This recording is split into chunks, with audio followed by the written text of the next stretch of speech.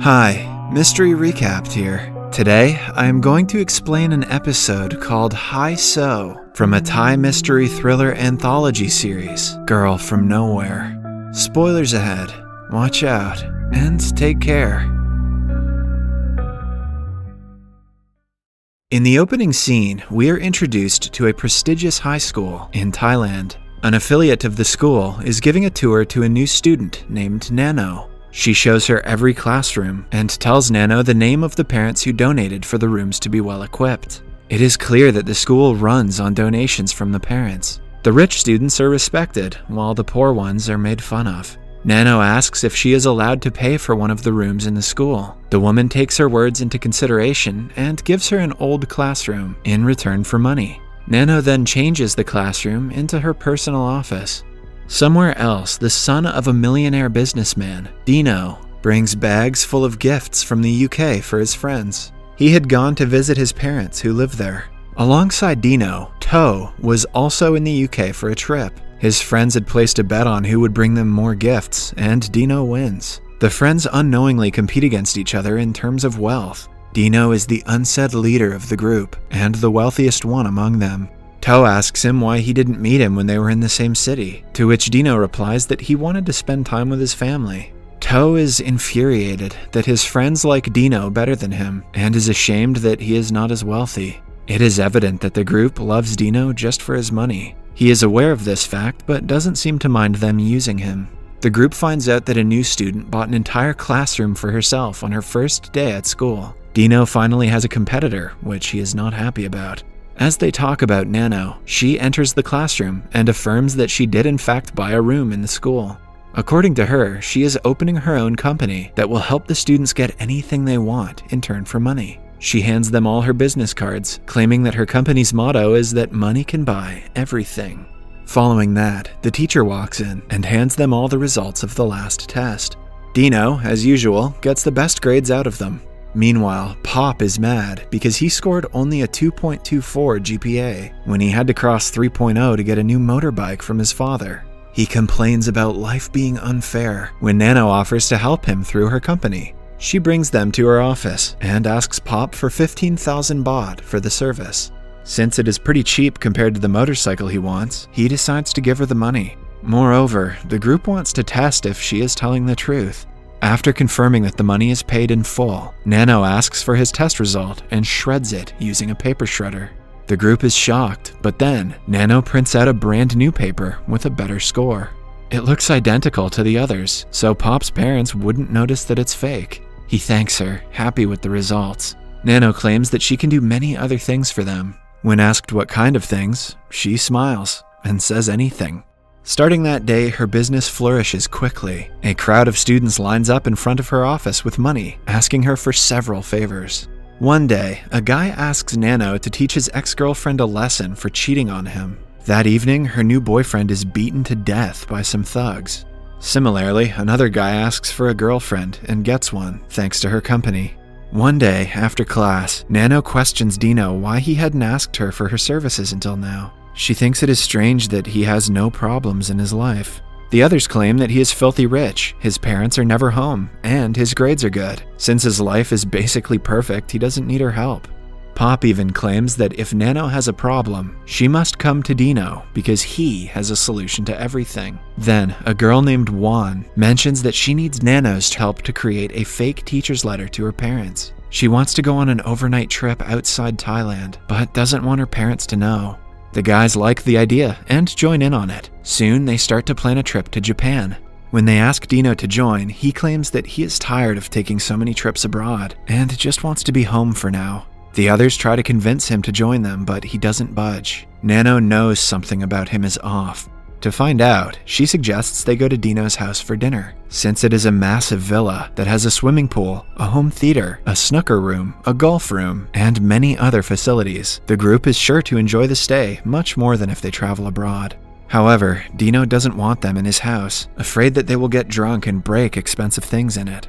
Pop promises to take responsibility for all the damages and urges him to invite them for only a night. When he still doesn't agree, they get irritated and ask him if he considers them his friends. Dino doesn't want them to be upset and agrees to let them stay for a single night.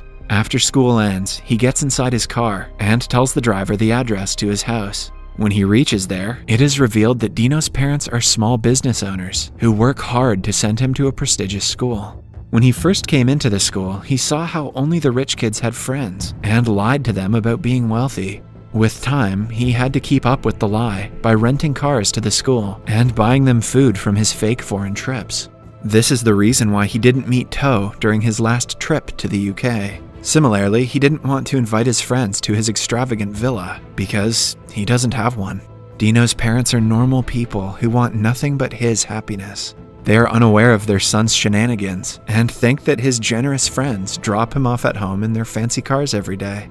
They never let Dino help them in household work, saying that he should focus on his studies instead. That day, Dino is tense because if he doesn't bring his friends to a massive villa the next day, they will know that he has been lying to them for several years. After coming this far with his lies, he cannot step back. He gets a text from Nano in the group chat asking him what time they should come to his house. Dino is thinking of a way to avoid the topic, but his friends start to talk about what they're going to wear to the dinner. As the conversation proceeds, he cannot say no to them. His only way is to ask Nano for help. He calls her and tells her that he wants a house for the next day. When asked why he cannot take them to his original house, he still insists that he doesn't want them to break the expensive decorations. Nano promises to keep it a secret and agrees to help him with his problem. However, she charges 200,000 baht for the fake mansion. Dino doesn't have that much money to waste for a single night, but he hopes to manage it. When his parents are distracted packing boxes for their business, he steals his father's purse. As he is about to take the card out, he overhears his parents talking about loan sharks who have been bothering them every day. If they do not pay them 200,000 baht by the next week, they have threatened to kill them. The couple is relieved because they have earned enough this month to pay off the loans. Dino puts the card back after listening to their conversation. But then, a vision of his friends calling him a liar and a cheat makes him take it out again. Better to let his parents get murdered than for his fake friends to find out that he's lying. When his parents fall asleep, he sneaks out of the house and withdraws money from the ATM. On returning home, he encounters his father and is almost caught. The next morning, Dino wakes up to his parents on a phone call with the bank, complaining about the theft. When the phone operator suggests someone from the family must have taken it out, Dino's father refuses to believe it. Dino simply walks out of the house and meets Nano in front of his mansion for the day. When asked if he likes it, he comments that it is a bit smaller than his house. Later, the entire group arrives at the house for dinner. Dino proudly sits on the sofa, pretending like the expensive cigar and the in-house golf course is normal to him. Then, Nano suggests they drink whiskey. She is set on calling the maids to serve them, almost as if she has planned something. When the housemaids arrive in the lobby, Dino is shocked to see that it is his parents. They have taken the job to earn more money to pay off the loan. They recognize their son, but do not call him out in front of his friends. Dino can hardly say anything when Nano suggests they look at his parents' pictures on the internet. On finding them, she also comments that he resembles the house servants more than he resembles his parents. Dino's mother helps him, claiming that he looks like his grandfather. Following that, they go to the dining room and are served a full-course restaurant-style meal. When they drink the whiskey, they realize that it is actually fruit juice. Pop lashes out at Dino's father, calling him an idiot. The man apologizes and says that they shouldn't be drinking at their age. This makes Pop even more furious. He emphasizes that Dino's father is just a servant, asking him to act like one. After being insulted, the man simply serves them the drink.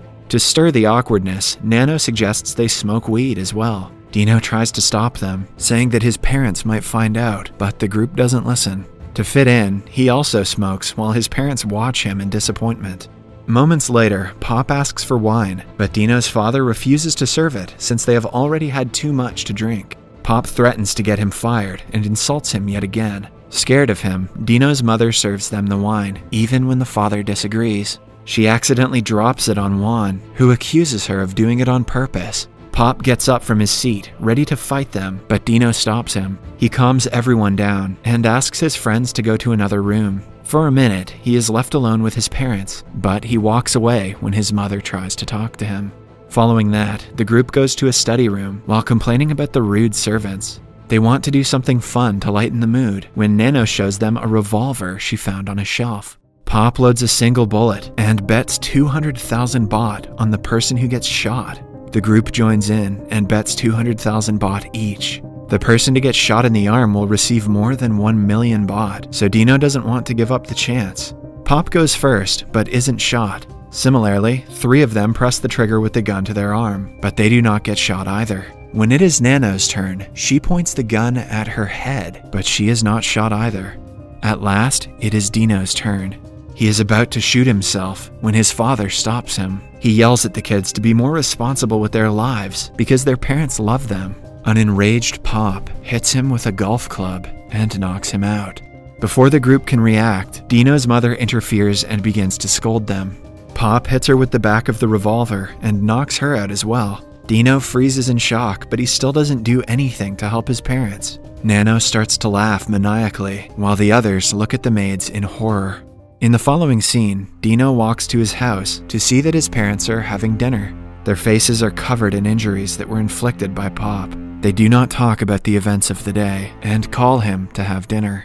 A flashback shows us that as they came back to consciousness, they were given 3,500,000 baht to keep their mouths shut. In the last scene, we see the family having dinner peacefully. The camera pans towards the bag of money they received earlier.